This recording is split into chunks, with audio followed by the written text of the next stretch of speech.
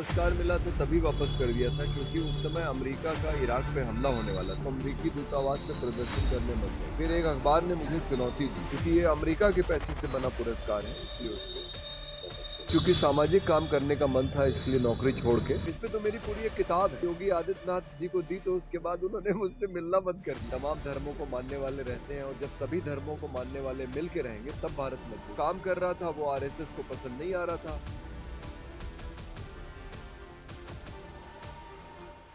इस समय मेरे साथ बहुत बड़ी हस्ती बैठे हुए हैं। खास तौर पे युवाओं के लिए उनके हृदय में इनका एक अलग स्थान रहता है क्योंकि बड़े पढ़े लिखे और रेमन मैग्सेसे अवार्डी हैं।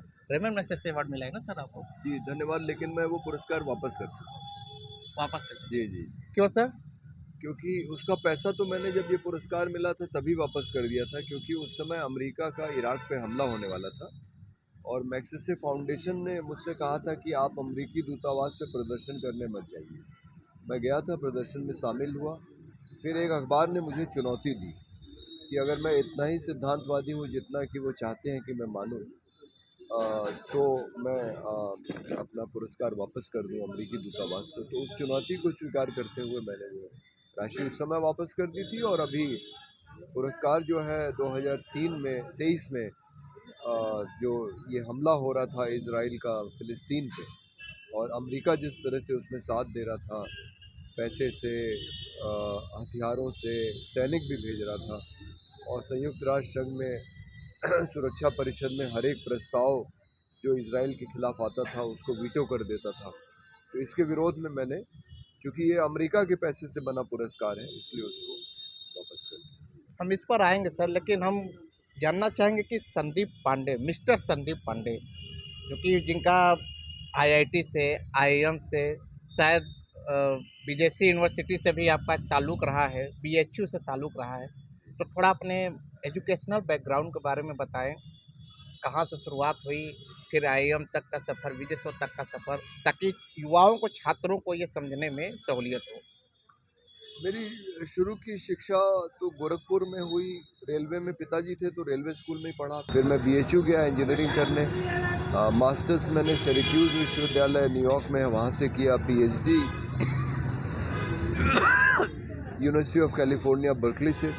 फिर मैंने 1.5 साल आईआईटी कानपुर में पढ़ाया, पर चूंकि सामाजिक काम करने का मन था इसलिए नौकरी छोड़ के फिर 18 साल लगातार मैंने सामाजिक राजनीतिक काम किया और 2000 फिर 11 में दोबारा मैं आईआईटी गांधीनगर में पढ़ाने गया और तब से जहाँ जैसा मौका मिलता है, आईआईटी गांधीनगर में, आईआईटी बीएचयू में मैंने 3 वर्ष पढ़ा आईआईएम है। में भी थे? हाँ, आईआईएम अहमदाबाद, बेंगलोर, इंदौर में मेरे कोर्सेज ऑफर हुए हैं। अहमदाबाद में तो लगातार 6 वर्ष मेरा कोर्स चला है, जाता हूँ पढ़ाने के लिए और इंजीनियरिंग के कोर्स भी पढ़ाता हूँ और सामाजिक विषय पे। अभी भी एक्टिव हैं सर? अभी मैं पिछले महीने नालसार से पढ़ा के आया हूँ। मेरा एक गांधी के ऊपर एक 10 दिन का कोर्स जो नालसार विधि विश्वविद्यालय है हैदराबाद में, वहाँ है। सर फिर इस पे आएंगे, लेकिन अब एक सवाल पुनः है मेरे जहन में कि मुझे बीएचयू से क्यों निकाला गया? इस पे तो मेरी पूरी एक किताब है जो मैंने योगी आदित्यनाथ जी को दी तो उसके बाद उन्होंने मुझसे मिलना बंद कर दिया। क्योंकि किताब को जब पहला पन्ना खोलेंगे तो उस पर एक लिखा हुआ है मदन मोहन मालवीय जी का कथन कि भारत सिर्फ हिंदुओं का देश नहीं है, इसमें मुस्लिम, ईसाई, पारसी तमाम धर्मों को मानने वाले रहते हैं और जब सभी धर्मों को मानने वाले मिल के रहेंगे तब भारत मजबूत होगा। तो बात स्पष्ट है कि मैं वहाँ जो काम कर रहा था वो आरएसएस को पसंद नहीं आ रहा था और आरएसएस के एक वाइस चांसलर साहब गिरीश चंद्र त्रिपाठी जी ने एक आईआईटी के बोर्ड की मीटिंग में, जो एजेंडे पे नहीं था मेरा मामला, उस मीटिंग में ये सवाल उठाया कि मैं बहुत खतरनाक आदमी हूँ, मैं आतंकवादियों का समर्थक हूँ, नक्सलवादियों का समर्थक हूँ, इस तरह की बातें की और देशद्रोही हूँ क्योंकि मैं कश्मीर की आज़ादी की बात करता हूँ। तो ये आरोप लगा के मुझे निकाल दिया और फिर मैं जब हाई कोर्ट गया इलाहाबाद तो वहाँ पे वीके शुक्ला जी और एक त्रिपाठी जी की बेंच ने जो फैसला दिया वो बहुत ही बेहतरीन फैसला था और उसने ये कहा कि मैं एक विचारधारा को मानता हूँ। उन्होंने ये नहीं कहा कौन सी विचारधारा, और वाइस चांसलर के बारे में कहा कि ये दूसरी विचारधारा को मानते हैं और ये सिर्फ विचारधाराओं का मतभेद है जिसके कारण इनको निकाला गया है। और जितने आरोप मेरे ऊपर लगाए गए थे उसके बारे में हाई कोर्ट ने कुछ नहीं कहा क्योंकि वो बेबुनियाद आरोप थे। और फिर हाई कोर्ट ने ये कहा कि इनकी बहाली होनी चाहिए। आपकी बात पे अगर गौर करें तो लोकतंत्र में विचारधारा की स्वतंत्रता को लेकर आप चंद शब्दों में बताएं क्या करना चाहिए। भाई देखिए, सबसे बड़ी बात लोकतंत्र में यह है कि आपको आपकी अभिव्यक्ति की आज़ादी का अधिकार है, मौलिक अधिकार, और वो अधिकार आज देश में जो है वो कुचल दिया गया है। लोगों को बोलने की छूट नहीं है। आप कुछ ऐसी बात बोल दें जो शासकों को पसंद ना आए तो आपके खिलाफ मुकदमा हो जाएगा, आप जेल में चले जाएंगे। आप आंदोलन करने के लिए उतरिए तो आपको जेल में डाल देंगे। जिनकी अभिव्यक्ति की आज़ादी का जो अधिकार है उसको बाधित किया गया है। और हम लोग जो काम करते हैं समाज के अंदर उसमें तरह तरह से जो है अड़चनें खड़ी की जाती हैं। तो ये सरकार जो है ये इसकी सोच में लोकतंत्र नहीं है। क्योंकि लेकिन एक सवाल भी उठता है सर कि डेमोक्रेसी में कानून नाम की भी कोई चीज़ है, या ये भी कहा जाता है कि कुछ लोग जो है सेकुलरिज्म की आड़ में अपना पॉलिटिकल माइंडसेट के तहत एजेंडा फेस करते हैं। ये जो सवाल उठाई जाती हैं, ऐसे आरोप लगाए जाते हैं। अगर यह आरोप आपके ऊपर लग रहा है या अगर लगे कि आप सोशलिज्म या कम्युनलिज्म या मार्क्सवाद जो भी हो, आप व्यक्तिगत राजनीति से प्रेरित होकर ऐसी बातें कर रहे हैं या अपना एजेंडा सेट करें, इस पर आप अपना बचाव कैसे करेंगे? आप ये बताइए, क्या जो भारतीय जनता पार्टी है वो राजनीति नहीं कर रही है?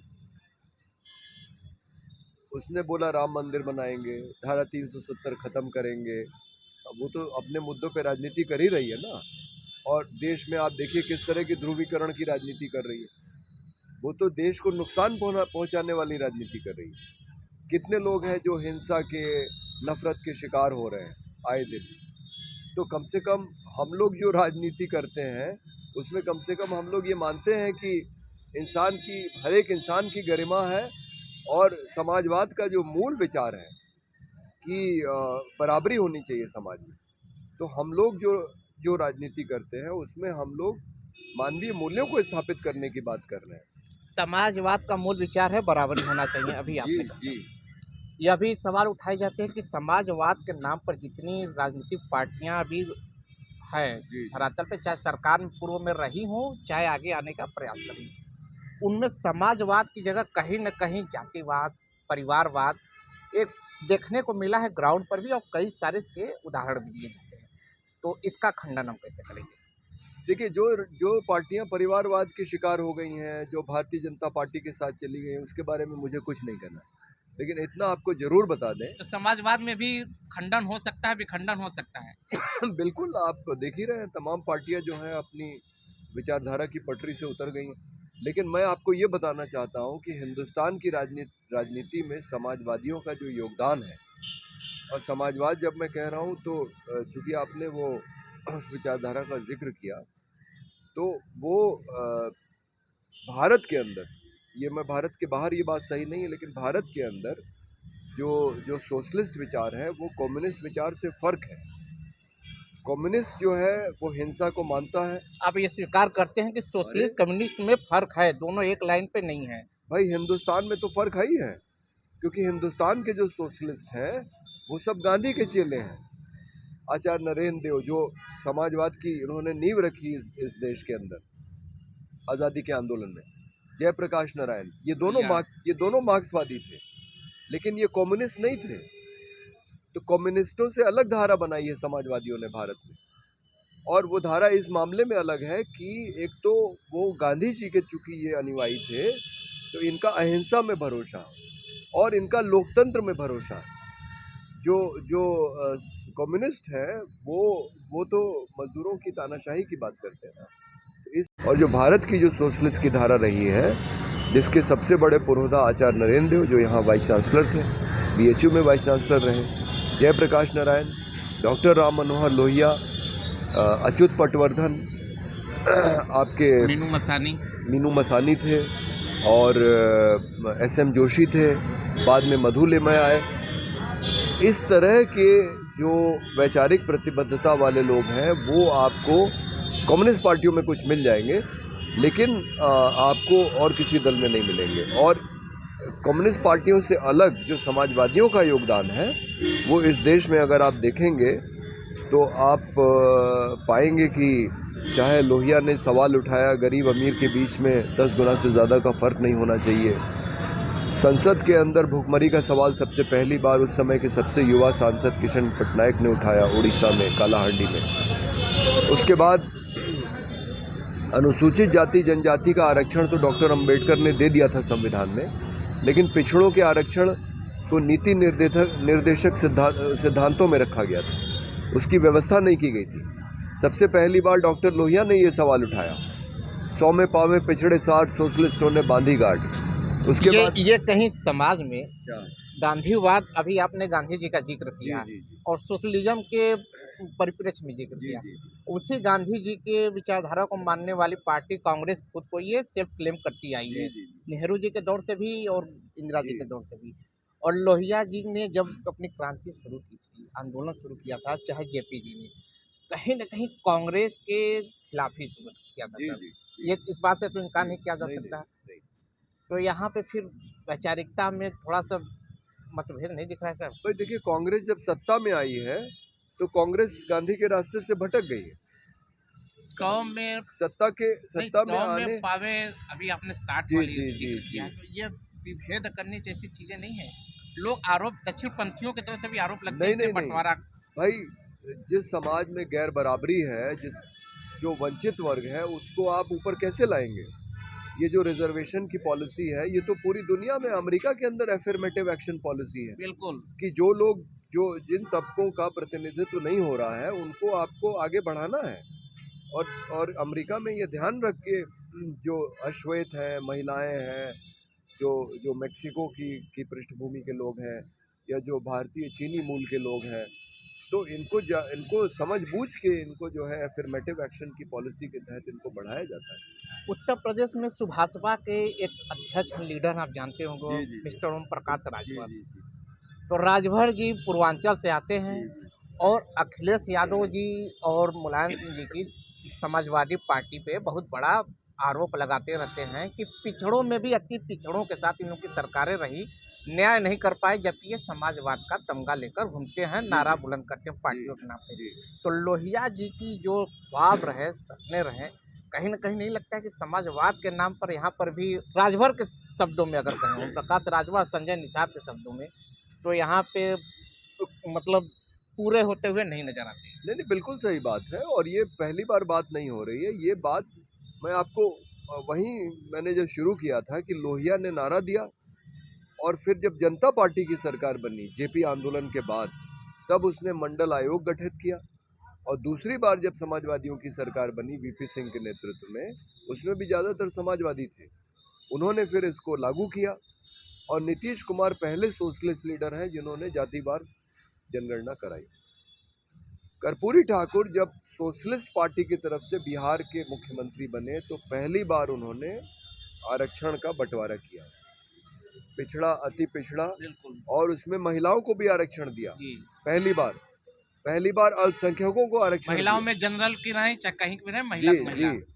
और जो बात लोग सोचते हैं कि भारतीय जनता पार्टी पहली पार्टी है जो सामान्य वर्ग के गरीब को आरक्षण दे रही है, लेकिन ये तो काम कर्पूरी ठाकुर कर चुके हैं पहले। इसमें कौन सी नई बात है?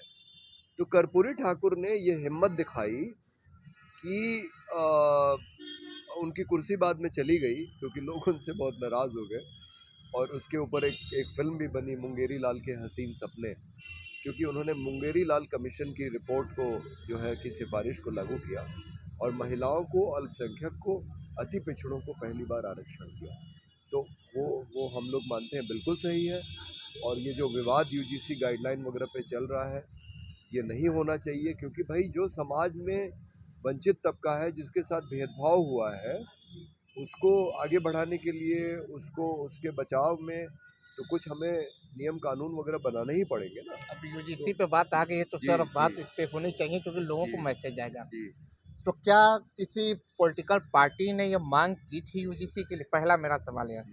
मोदी जी यह 2024 के पहले क्यों नहीं लेते? मोदी जी भाई डायरेक्ट वो लेकर नहीं आए, लेकिन नाम जब सारी चीज़ें उपलब्धियां उनके खाते में जाती हैं तो ये भी उन्हीं के खाते में जाएगी। 2024 के पहले नहीं आता है जब वो चुनाव लड़ते हैं।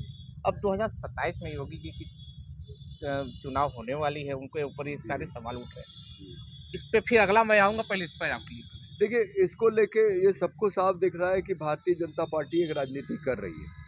वो सवर्णों को भी खुश रखना चाहती है, लेकिन उसे ये भी मालूम है सवर्ण तो नाराज हो गए ना सर। अरे भाई वो ठीक है, लेकिन वो उसने जो अब कोर्ट से तो वो रोक लगी गई है ना। इसमें योगी मोदी जी का क्या योगदान है? अरे आज के समय में न्यायालय कितना स्वतंत्र है सबको मालूम है, सरकार के प्रभाव में फिर कितना भी काम उम्मीद कर तो रहे हैं। न्यायालय ही है सर। वो बात सही है, वो बात सही है, लेकिन बहुत सारे फैसले आ रहे हैं जो दिख रहा है कि सरकार के दबाव में है न्यायालय।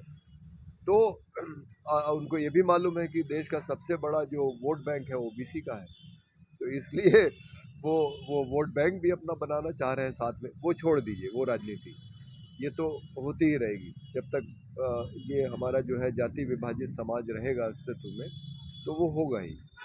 लेकिन ये ज़रूरी इसलिए इसकी मांग आप कह रहे हैं किसी राजनीतिक दल ने नहीं उठाई, लेकिन ये तो पूरा जो गाइडलाइन आया है ये याचिका पे आया है ना सुप्रीम कोर्ट में, जो एक रोहित वेमुला की माँ और दूसरी पायल तड़वी की माँ ने की।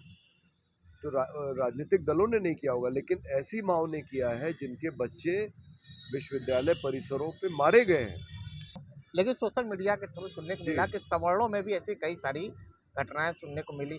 चलिए इसको एक किनारे रख देते हैं।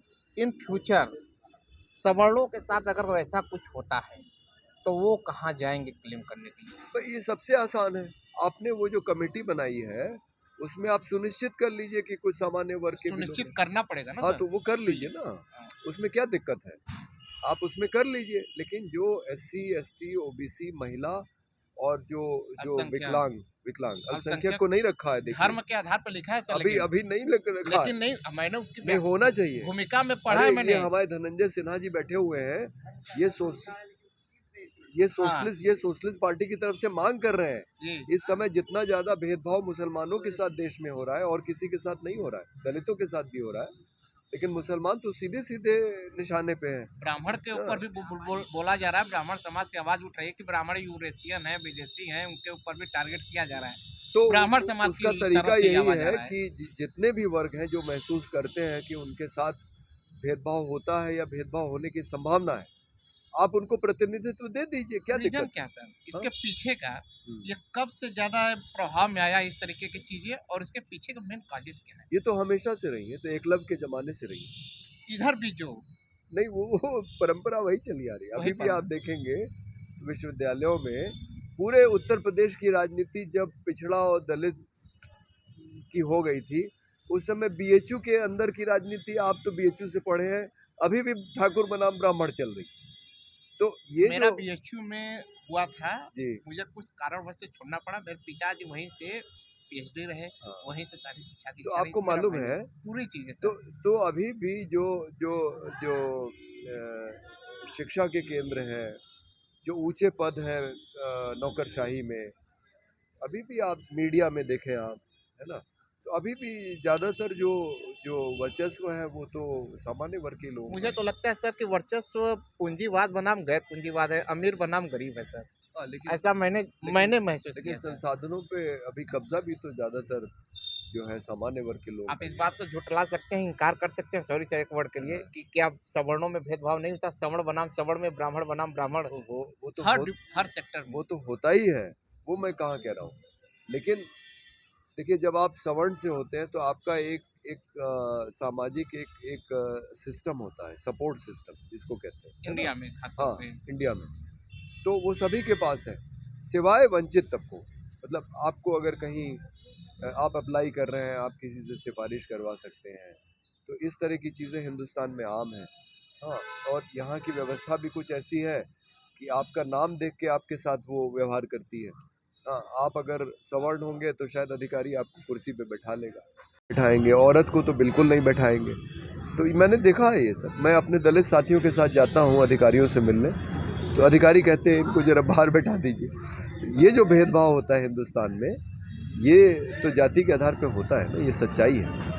तो दलितों के साथ तो खैर हुआ है, इसमें कोई जी। संशय नहीं है और किसी को होना भी नहीं चाहिए। दलितों ने बहुत सहा है और उनको प्रोग्रेसिव वे पे तो भाई बढ़ना ही चाहिए। जी। तो ये भाई ये जिम्मेदारी सबसे ज़्यादा उनकी बनती है जिन्होंने जाति व्यवस्था बनाई है, यानी कि सवर्णों की। तो जिस तरह से व्यवस्था बनाई है इसको ख़त्म किया जाए तो फिर इस चीज़ की ज़रूरत नहीं रह जाएगी जो आया है, और फिर एक निष्पक्ष रूप से एक जो भी समिति बने वो अपना देखे चीज़ों को। लेकिन इस समय इसकी ज़रूरत है क्योंकि एकेडमिक परिसरों पे ये भेदभाव होता है, ये एक सच्चाई है। ठीक। अब एक दो सवाल और सर, ये आशा संस्था आपने बनाया क्या है? वो तो शिक्षा पे काम करने के लिए बनाई थी। भारत में गरीब बच्चों की जो शिक्षा से वंचित हैं उनको शिक्षा मिले, इसके लिए वो आज भी काम कर रही है। इस शहर के अंदर हम लोग सैकड़ों बच्चों की फ़ीस भरते हैं, उनको शिक्षा के अधिकार अधिनियम की धारा 12(1)(ग) में जो तथाकथित अच्छे स्कूल हैं, महंगे स्कूल हैं, उसमें मुफ्त शिक्षा के लिए दाखिला दिलाते हैं। दाखिले नहीं होते हैं, उन बच्चों को दिक्कतें आती हैं तो न्यायालय भी जाते हैं। मेरी एक PIL भी है हाईकोर्ट शिक्षा के अधिकार अधिनियम। 2005 में कोई यात्रा भी निकाले थे क्या? 2005 की मेरी यात्रा थी दिल्ली से मुल्तान की, भारत पाकिस्तान दोस्ती और शांति के लिए। तो बहुत अच्छी यात्रा रही, ज़बरदस्त समर्थन मिला पाकिस्तान के अंदर खास करके। और मेरा अनुभव यह है कि भारत और पाकिस्तान दोनों के जो आम लोग हैं वो चाहते हैं कि दोनों मुल्कों के बीच में दोस्ती हो, शांति हो, आने जाने के दरवाज़े खुलें, लेकिन जो राजनीति है वो ये नहीं होने दे रही। IIT IIM के दरवाजे से निकला हुआ बच्चा है, इन नेतागिरी, समाजवाद, सोशलिज्म यहाँ पर कैसे फंस गया? नहीं, फंस नहीं गया, इसकी तो बहुत ज़रूरत है। देखिए, हमारे देश की दुर्गति इसलिए हो रही है क्योंकि आज ऐसे नेताओं का अभाव हो गया है जो आज़ादी के समय में, आप देखिए, एक से एक काबिल लोग आंदोलन में शामिल रहे। उसके बाद जब सरकारें बनी तो उसमें जो है शामिल हुए। जवाहरलाल नेहरू की बात कर लें, गांधी जी तो खैर सीधे सीधे किसी पद पे नहीं बैठे, लेकिन आज़ादी के आंदोलन का नेतृत्व कर ही रहे थे। और अगर आज हिंदुस्तान में हम जो भी हमें अधिकार हासिल है, इसका पूरा श्रेय गांधी जी, उनकी सोच और उनके साथ जो लोग थे। अगर हिंदुस्तान आज भी एक अपने संविधान में कहता है कि समाजवादी, धर्मनिरपेक्ष, संप्रभु, लोकतंत्रात्मक गणराज्य है, अपने सारे नागरिकों को ये बराबरी, न्याय, बंधुत्व, इस तरह की गारंटी देता है, तो ये सारा श्रेय उन लोगों का है जिन्होंने इस देश की आज़ादी का आंदोलन लड़ा। हम आखिरी में यूथ को कोई मैसेज दे दीजिए, खासतौर पर पढ़ने वाले बच्चों को जो IIT IIM की तरफ देखते हैं, गांव से आते हैं, हिंदी मीडियम बैकग्राउंड से आते हैं, पूर्वांचल से आते हैं, बिहार से आते हैं, ख्वाब होता है उनका, उनको एक मैसेज दे दीजिए कि कैसे वो उस तरीके क्रैक कर सकते हैं। मैं कहूँगा कि पढ़ाई लिखाई ईमानदारी से करें, क्योंकि मुझे बहुत दुख होता है कि बच्चे नकल करके 10वीं 12वीं के इम्तिहान पास करते हैं, घूस दे के नौकरी पाने की कोशिश करते हैं। अगर ये चलता रहेगा तो ये हमारा देश कभी भी जो है मजबूत नहीं होगा। समाज में भ्रष्टाचार व्याप्त रहेगा। ईमानदारी से पढ़ाई करें, थोड़ा सोच विचार की शक्ति को विकसित करें, और फिर जो दिल को पसंद हो वो काम करें, नौकरी के पीछे ना भागें। बहुत सारे काम है समाज में किए जा सकते हैं, तो जो पसंद हो वो करें, और जो भी करें सकारात्मक करें, जिससे समाज को लाभ हो। और राजनीति का शिकार तो बिल्कुल ना बने, खास करके बांटने वाली राजनीति का। तो आपने देखा हमारे साथ Ramon Magsaysay award winner mister Sandeep Pandey से लंबी बातचीत हुई। संदीप पांडे जी ने तमाम सवालों का ईमानदारी से जवाब देने की कोशिश की, और बाकी चीज़ें आप लोगों के सामने हैं, आप लोग स्वयं इसका मूल्यांकन करें। दैनिक भास्कर के लिए रोशन मिश्रा, लखनऊ। राजनीति हो या क्रिकेट, देश विदेश की ब्रेकिंग हो या आपके मोहल्ले की बड़ी खबर, सब मिलेगा एक ही ऐप में, सबसे तेज और भरोसेमंद। अभी डाउनलोड करें दैनिक भास्कर डिजिटल।